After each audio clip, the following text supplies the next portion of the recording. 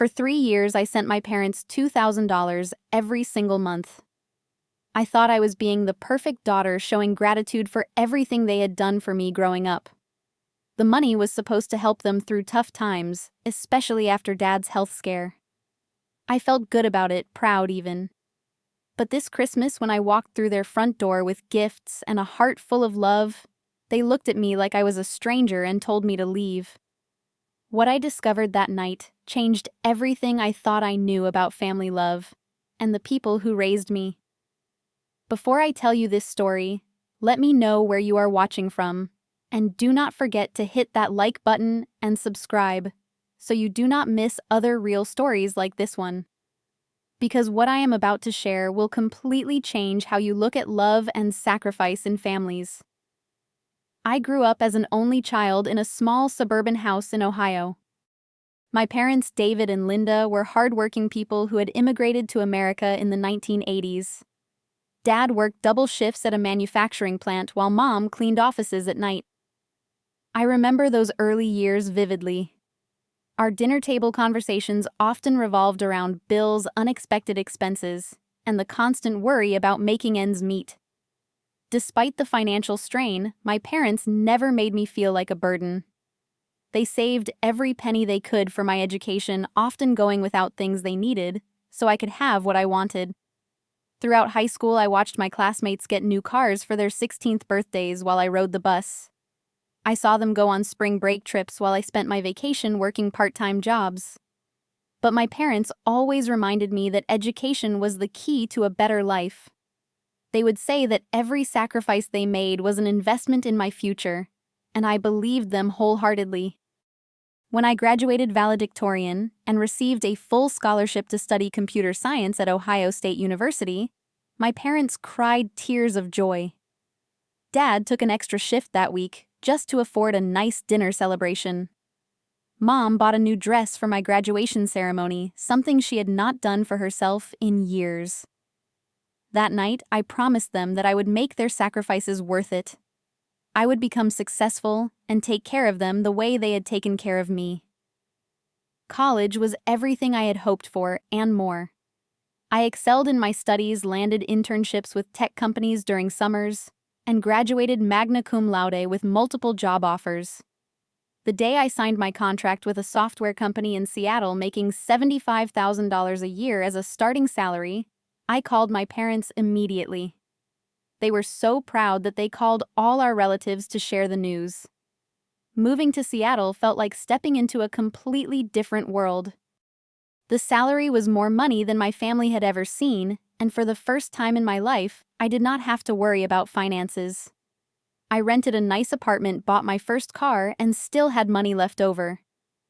Life was good, and I felt like I was finally living the American dream my parents had worked so hard to give me. But then, about 6 months after I started my new job, everything changed. Dad called me on a Tuesday evening, and I could hear the fear in his voice before he even said the words. He had been experiencing chest pains and shortness of breath. The doctors had run tests and found significant blockages in his arteries. He needed surgery, and even with insurance, the medical bills would be overwhelming. Mom had to take unpaid leave from her cleaning job to care for him during recovery. Suddenly, they were facing not only mounting medical expenses, but also a significant reduction in their income. I could hear the stress in both their voices during our phone calls, the same tone I remembered from my childhood when money was tight. That is when I made the decision that would define the next 3 years of my life. I calculated my monthly expenses and realized I could comfortably afford to send my parents $2,000 every month. It was a substantial amount, enough to cover their mortgage, utilities, groceries, and medical bills. I set up an automatic transfer and called to tell them about it. The relief in their voices was immediate and overwhelming. Mom started crying, telling me I did not have to do this, that they would figure something out. But I insisted. This was my chance to give back, to show them that their sacrifices had not been in vain. For the first time, I was in a position to take care of them the way they had taken care of me. Those first few months felt incredible. Dad's surgery went well, and his recovery was faster than expected. Mom was able to focus entirely on caring for him without worrying about returning to work too soon. They called me regularly to update me on Dad's progress and to express their gratitude for the financial support. During those conversations, they would tell me exactly how they were using the money.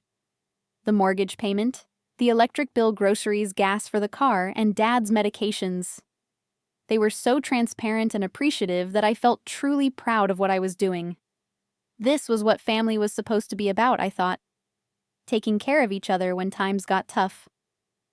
As the months passed, I settled into a routine of sending the money without giving it much thought. It had become as automatic as paying my own rent. I lived comfortably on the remainder of my salary, and seeing my parents stable and secure made every dollar worth it. This arrangement gave me a sense of purpose that went beyond my career success. I was being a good daughter, and that mattered more than anything else. But as we moved into the second year of this arrangement, I started noticing subtle changes in our conversations that would soon become impossible to ignore. The first sign that something was different came about 13 months into sending the money. Our weekly phone calls, which had been the highlight of my Sunday evenings, gradually became shorter and less frequent. When I would ask about Dad's health or how they were managing financially, their responses became vague and dismissive. Mom would say things like, "Oh, everything is fine, honey, do not worry about us." Or Dad would change the subject quickly to ask about my work or my social life. At first, I attributed this to Dad feeling better and them not wanting to burden me with details about their daily struggles anymore. I thought maybe they were just trying to be more independent as Dad's health improved. But then I started noticing inconsistencies in their stories. Mom mentioned going to a new restaurant across town during one conversation, then later said they were trying to save money by eating at home more often. Dad talked about watching a new movie at the theater, but when I asked about it the following week, he seemed confused about what movie I was referring to. These small discrepancies nagged at me, but I pushed them aside. I trusted my parents completely, and the thought that they might not be entirely honest with me never seriously crossed my mind. They were good people who had sacrificed everything for me. They deserved my trust and support. The real wake-up call came through social media of all places. I had been friends with my parents on Facebook for years, but I rarely checked their profiles since we talked regularly. One evening, while scrolling through my feed, I saw a post from my mom that stopped me cold. It was a photo album titled, "Our Amazing Weekend in Nashville." The pictures showed them at expensive restaurants, a luxury hotel, and various tourist attractions. Mom was wearing a brand new designer handbag that I recognized from a recent shopping trip had cost over $400. Dad was sporting a watch I had never seen before that looked quite expensive. My first reaction was confusion rather than anger. How could they afford a weekend trip like this when they were supposedly struggling financially? I scrolled through more photos, trying to make sense of what I was seeing. They looked happy and carefree, nothing like the stressed, financially struggling couple I had been supporting. I called them that same evening, trying to keep my voice casual. "Hey Mom, I saw your photos from Nashville. It looked like you had a great time. How did you manage to afford a trip like that?" There was a long pause before Mom answered. "Oh, that was money we had saved up from before Dad got sick. We found it in an old account we had forgotten about and decided to treat ourselves." Her explanation did not sit right with me, but I wanted to believe it. "That is great that you found some extra money. I am glad you were able to enjoy yourselves." But as the weeks went by, I noticed more posts about dinners at upscale restaurants, shopping trips to expensive stores, and various entertainment activities that seemed inconsistent with their supposed financial struggles. Each time I brought up these activities during our calls, they had explanations that became increasingly elaborate and less believable. The final piece of evidence came from an unexpected source.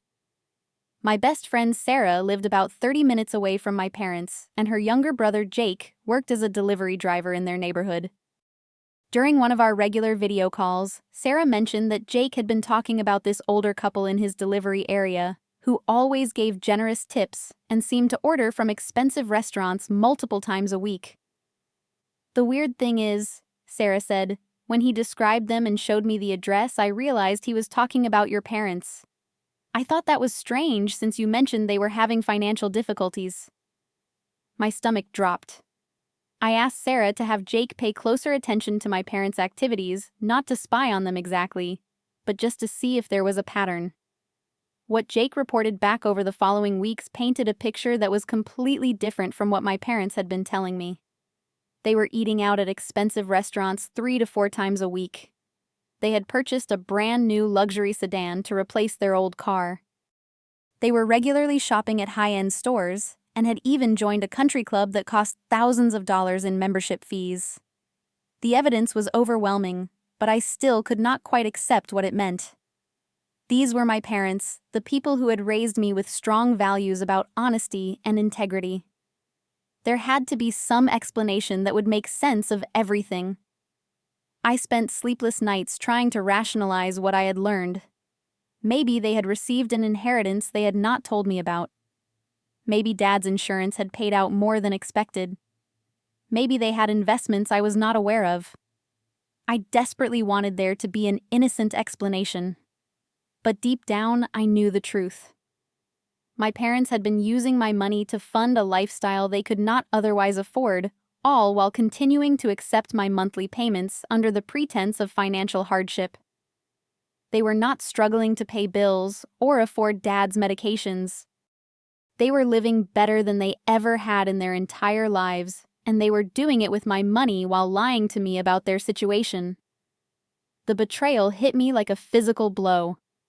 This was not just about the money, though. Losing $2,000 a month for over 2 years was significant.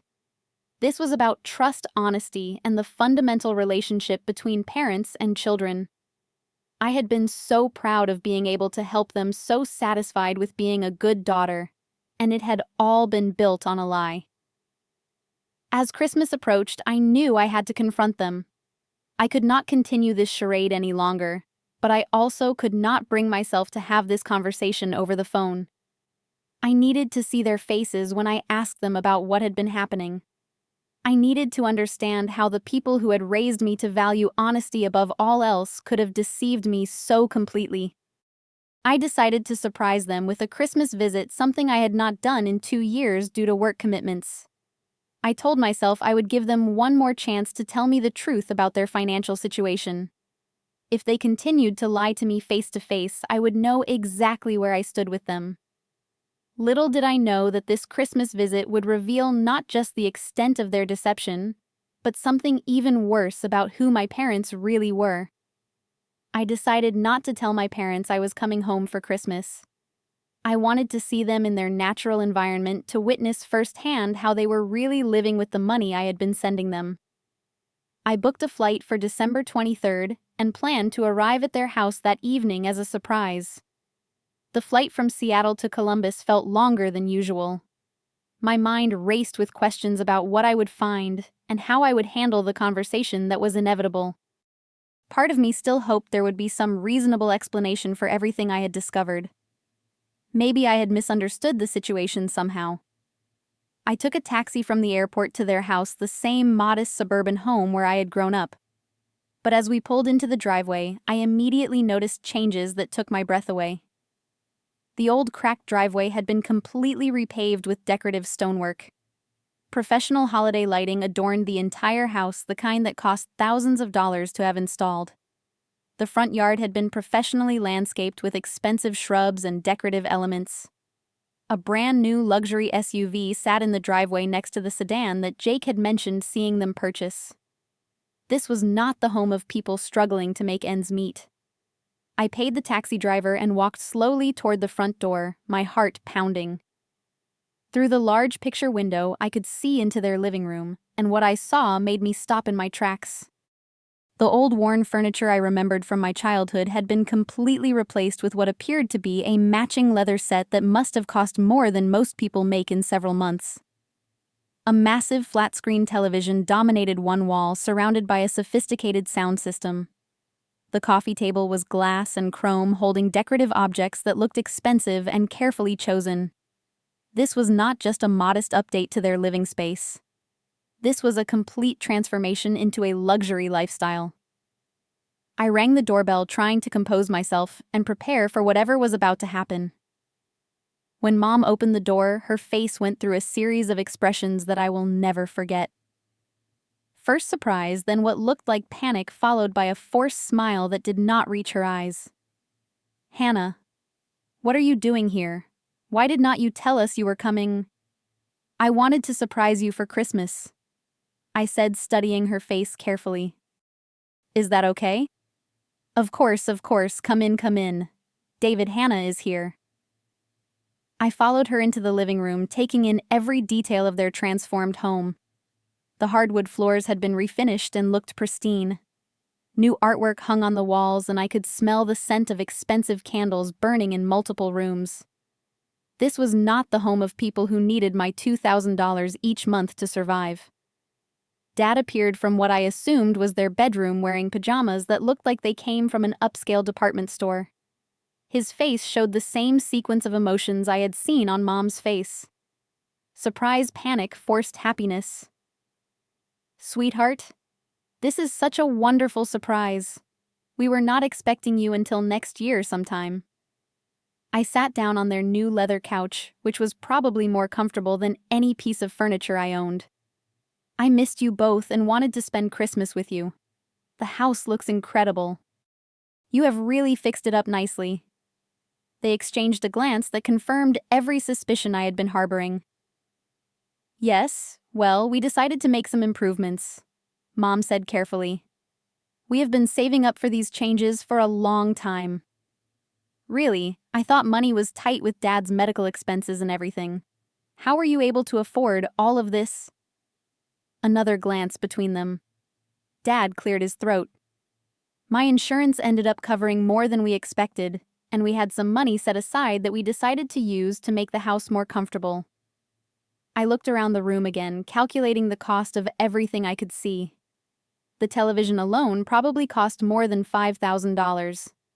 The furniture set was easily $15,000. The landscaping, the driveway, the professional holiday lighting installation. This was not just using some money set aside.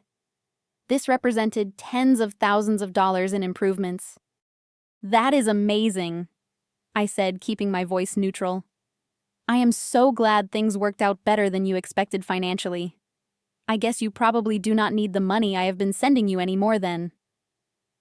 The silence that followed was deafening. I watched both of their faces carefully, and what I saw there was not relief or gratitude. It was fear and anger. They were upset that I had suggested stopping the payments, not relieved that their financial struggles were over. "Well," Mom said slowly, "we still have ongoing expenses. The medical bills are not completely paid off yet, and Dad's medications are still quite expensive. But you were able to afford all of these improvements and still have ongoing medical expenses." I asked, gesturing around the room. "Hannah," Dad said, and his tone had changed completely. It was sharp, now defensive. "We do not think it is appropriate for you to question how we spend our money or manage our finances. We are adults, and we have been handling money longer than you have been alive." "But it is not just your money, Dad. I have been sending you $2,000 every month for almost 3 years. That is over $70,000 of my money that has paid for all of this." The words hung in the air like an accusation, which I suppose they were. The pretense of financial struggle was over, and we all knew it. The question now was how they would respond to being confronted with the truth. Mom's face hardened in a way I had never seen before. "That money was a gift, Hannah. You gave it to us freely, and what we do with gifts is not your business." "A gift?" I could not keep the incredulity out of my voice. "I gave you that money because you told me you were struggling to pay bills and afford Dad's medical care. I thought I was helping you survive, not funding a luxury lifestyle." "You make good money," Dad said, and his voice was getting louder. "You live alone in a fancy apartment in Seattle. You can afford to help your parents who sacrificed everything for you. We raised you, fed you, clothed, you sent you to college. You owe us more than money. You owe us gratitude and respect." The conversation was spiraling into territory I had never imagined. These were not the loving, grateful parents I had been trying to help. These were people who felt entitled to my money and angry that I was questioning their right to it. "I am grateful for everything you did for me growing up," I said, trying to keep my voice steady. "That is exactly why I wanted to help when I thought you needed it. But you lied to me. You have been lying to me for years about your financial situation while taking my money and using it to live a lifestyle you could not otherwise afford." "We never asked you for that money," Mom said coldly. "You offered it, and if you want to stop sending it, then stop. But do not come into our house and accuse us of being liars and thieves." "I am not calling you thieves," I said, though the word certainly applied. "But you did lie to me. Repeatedly. For years. You told me you were struggling when you were actually living better than you ever had in your lives." The argument continued for another hour, with my parents becoming increasingly defensive and hostile. They refused to acknowledge that they had deceived me, or that there was anything wrong with accepting money under false pretenses. Instead, they turned the conversation around to make me the villain. I was ungrateful. I was selfish. I was a bad daughter who did not understand what family meant. They had raised me, and everything they had done since then was justified by that fact. The money I had been sending was not help during a difficult time. It was payment for services rendered during my childhood. As the clock neared midnight on Christmas Eve, I realized that this was not going to end with apologies, explanations, or reconciliation. This was going to end with me understanding exactly who my parents really were, underneath the facade they had maintained my entire life. "I think I should probably find a hotel for tonight," I said finally. "This is not how I wanted to spend Christmas, but I am glad I came because now I understand the situation completely." "You do that," Mom said, standing up from the couch. "And while you are at it, maybe you should think about whether you want to have a relationship with us at all. Because if you cannot accept that family means helping each other without keeping score, then maybe you are not the daughter we thought we raised." I stared at her in disbelief. After years of lying to me, after using my money to fund a lifestyle of luxury while pretending to struggle, she was threatening to cut me off if I did not continue to enable their deception. "Actually," I said, standing up and reaching for my phone, "I have a better idea." What I did next would change our relationship forever, and for the first time that night, I was in complete control of the situation. I opened the banking app on my phone right there in their living room, with both of them watching. My hands were steady as I navigated to the automatic transfer section and began deleting the monthly $2,000 payment to their account. "What are you doing?" Mom asked, but her voice had lost its defiant edge. "I am stopping all financial support effective immediately," I said without looking up from my phone. "Since you just told me that you never asked for this money, and I can stop anytime I want, that is exactly what I am doing." I could see the panic starting to set in on both their faces as the reality of losing that monthly income hit them. Dad stepped toward me. "Now, Hannah, let us not be hasty. We can talk about this." "We just did talk about it," I replied, finishing the cancellation process. "You made it very clear that you feel entitled to my money, and that questioning how you spend it makes me a bad daughter. So I am removing myself from the equation entirely." But I was not finished. I scrolled through my contacts and found my cousin Rachel's number. Rachel lived about 2 hours away and had always been like a sister to me. More importantly, she was very active in our extended family's group chat and social media circles. "Rachel, I am sorry to call so late. I am at Mom and Dad's house, and I need to tell you something important about what has been happening with my financial support for them." I put the call on speakerphone so my parents could hear both sides of the conversation. Their faces went white as I began explaining the entire situation to Rachel. How I had been sending money for 3 years under the impression they were struggling financially. how I had discovered their actual lifestyle through social media and my friends' observations. How they had just spent the evening trying to convince me that lying about their financial situation was acceptable, and that I was a bad daughter for questioning it. Rachel listened in shocked silence until I finished. Hannah, I am so sorry this happened to you. We all thought they were having a hard time because that is what they told everyone. Uncle David even asked my parents for a loan last month, saying they were behind on their mortgage. I looked at my parents, whose faces had gone from white to red. They asked for a loan from your parents last month. Yes, Dad was upset because he felt like Uncle David was trying to take advantage of them. But now I understand what was really happening. After I hung up with Rachel, I immediately called my aunt and uncle to let them know what had been happening. Then I called my parents' neighbor, who was also a family friend. With each call, the true scope of my parents' deception became clearer. They had not just been lying to me. They had been telling everyone in our family that they were struggling financially while using my money to live lavishly.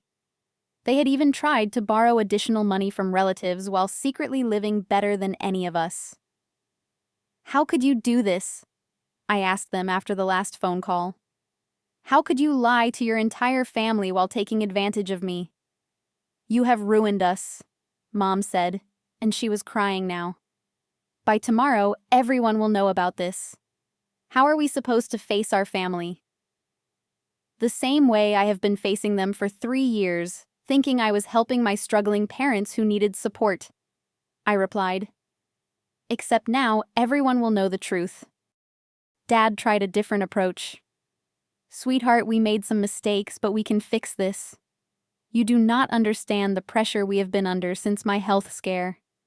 We just wanted to enjoy life a little bit while we still could. By lying to me and stealing my money. We never stole anything, he said angrily. You gave us that money freely. Under false pretenses, I shot back. That is called fraud, Dad. The word hung in the air between us like a bomb. Fraud. That is exactly what this was, and we all knew it. They had obtained money from me by lying about their circumstances and their need for it. In any other context, this would be considered criminal behavior. I want you to leave, Mom said suddenly. Her tears had stopped and her voice was cold and hard. Get out of our house right now. Gladly, I said, picking up my suitcase. But first, I want you to understand something. This is not about the money, although $70,000 is a significant amount. This is about the fact that you lied to me repeatedly for years. You took advantage of my love for you and my desire to help when I thought you needed it. We raised you, Dad shouted. We fed you and clothed you and sacrificed for you your entire childhood. You owe us more than money. You owe us loyalty. I was loyal to you, I said, my voice breaking for the first time that night. I sent you money every month for 3 years because I loved you and wanted to take care of you the way you took care of me. But loyalty is a two-way street, and lying to someone who loves you is not loyalty. It is betrayal. I walked toward the door, then turned back to face them one more time. I am grateful for everything you did for me growing up. I really am. But that does not give you the right to lie to me or steal from me as an adult. I hope the money was worth destroying our relationship. Do not come back here, Mom said as I reached the door. If you walk out that door tonight, you are no longer welcome in this house. I looked at her for a long moment, this woman who had raised me, who had taught me right from wrong, who had sacrificed so much for my education and future. But the person standing in front of me was not the mother I remembered. This was someone who felt entitled to my money and angry at being caught in years of deception. Then I guess this is goodbye, I said, and walked out into the cold Christmas Eve night.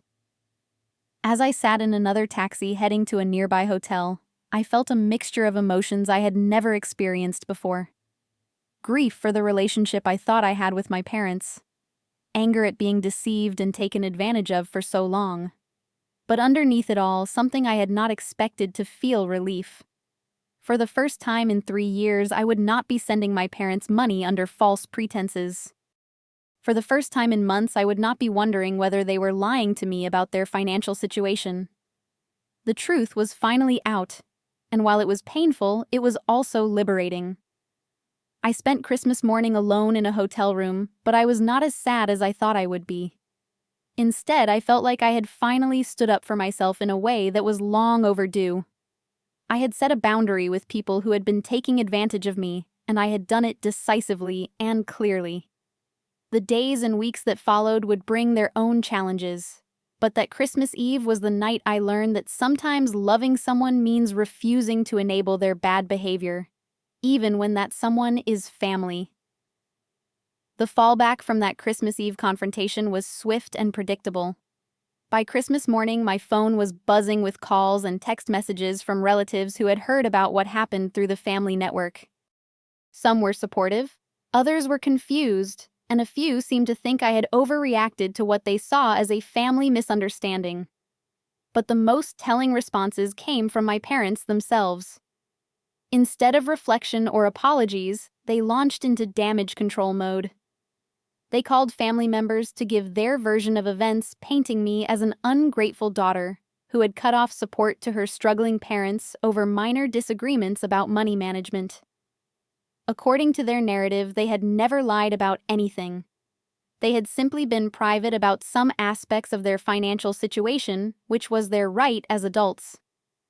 The improvements to their home had been funded through careful savings and better insurance coverage than they had originally expected. I was being dramatic and vindictive by cutting off support and embarrassing them in front of the family. But their story had holes that were impossible to ignore. Rachel had already confirmed to other family members that Dad had tried to borrow money from her parents just weeks before my visit, claiming they were behind on their mortgage. Other relatives began sharing similar stories of requests for financial help that had happened throughout the 3 years I had been sending money. The picture that emerged was of a couple who had been working multiple angles to extract money from their family while living a lifestyle none of us could afford. My monthly payments had not been their only source of extra income. They had been systematically approaching relatives with sob stories about financial hardship while secretly living better than they ever had. My Aunt Susan called me 3 days after Christmas with information that sealed my resolve about the decision I had made. "Hannah, I need to tell you something that your parents probably do not want you to know. Last summer, your dad approached my husband about investing in what he called a sure thing stock opportunity. He said they had some extra money from your help that they wanted to grow for retirement. So not only had they been using my money to fund their lifestyle, they had been trying to invest it for additional profit while continuing to tell me they were struggling to pay basic expenses." The level of deception was staggering. Over the following weeks, I started receiving calls from my parents that followed a predictable pattern. First came the anger phase, where they blamed me for embarrassing them and damaging relationships within the family. They accused me of being vindictive and cruel for exposing private family matters to relatives. Then came the bargaining phase, where they offered compromises that completely missed the point. They would be more transparent about their finances going forward. They would pay back some of the money if I resumed the monthly payments. They would involve me in decisions about major purchases if I continued supporting them. None of these offers addressed the fundamental issue, which was not just the money, but the years of systematic lying. They seemed to believe that the problem was my reaction to their behavior, not the behavior itself. When bargaining failed, they moved to emotional manipulation. Mom would call crying, talking about how I was destroying the family and breaking their hearts. Dad would leave voicemails about his health concerns and how stress from our conflict was affecting his recovery. These calls were perhaps the most difficult part of the entire experience. Despite everything that had happened, these were still my parents, and hearing them in distress was painful. There were moments when I questioned whether I was being too harsh, whether I should try to find some middle ground that would restore peace to the family. But then I would remember the luxury SUV in their driveway, and the leather furniture in their living room purchased with money I had sent, thinking they were struggling to pay for groceries and medication. I would remember the lies they had told not just to me, but to other family members they had approached for loans and investments. The turning point in my healing process came when I started seeing a therapist in January. Dr. Martinez helped me understand that what I had experienced was a form of financial abuse disguised as family obligation.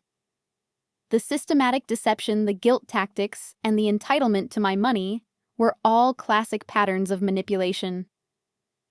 "You were not helping struggling parents," she explained during one of our sessions. "You were enabling people who had learned to see you as a source of income rather than a daughter. The fact that they are family makes it more painful, but it does not make their behavior acceptable."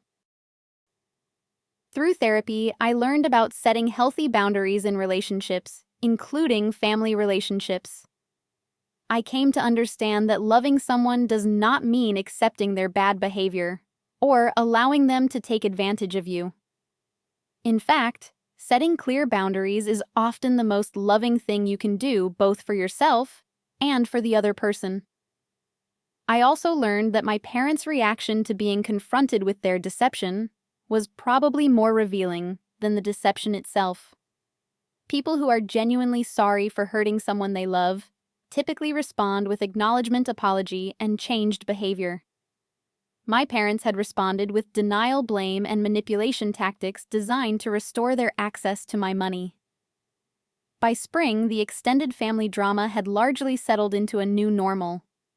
Most of our relatives had figured out what had really been happening and were supportive of the boundaries I had established. A few family members maintained relationships with both me and my parents while staying neutral about the conflict. My parents eventually stopped calling when it became clear that I was not going to change my position.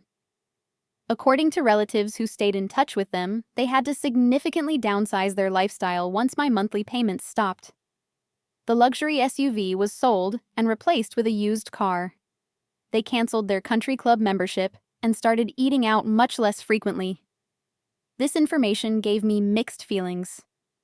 I was not happy about their financial struggles, but I was relieved to know that their previous claims of financial hardship had been as false as I suspected. If they had truly been able to afford their luxury lifestyle without my money, the loss of my support would not have required such significant changes. As I write this story now, almost 2 years after that Christmas Eve confrontation, I can say that I have no regrets about the decision I made. The relationship with my parents is probably irreparably damaged, and that saddens me. But the relationship we had during those 3 years was built on lies and manipulation, so in some ways there was not really a genuine relationship to preserve. I have learned that family love should not come with a price tag, and financial support should not be obtained through deception. I have also learned that standing up for yourself, even when it is difficult and painful, is an act of self-respect that can ultimately lead to healthier relationships with everyone in your life. The money I was sending to my parents is now in a savings account that will help me buy my first home. I am building a life based on honesty and mutual respect, and I refuse to accept anything less from the people who claim to love me. Sometimes the greatest act of love you can perform for yourself is learning to say no to people who are taking advantage of you, even when those people are family. Even when it hurts. Even when it changes everything you thought you knew about the most important relationships in your life.